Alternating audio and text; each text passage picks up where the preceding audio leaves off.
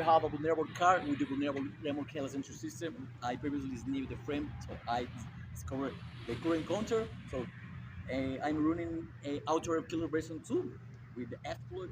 I select option 1, brute force to the rolling code, and the current counter, the first counter is 3, so the next one will be 2. Subtract minus 1.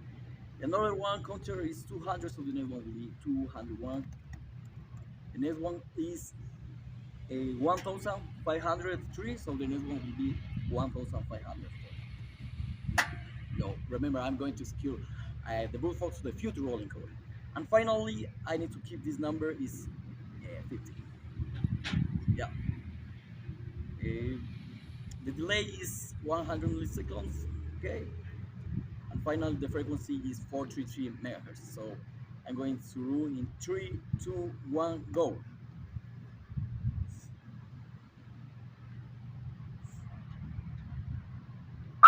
Yeah, and there we go. We have here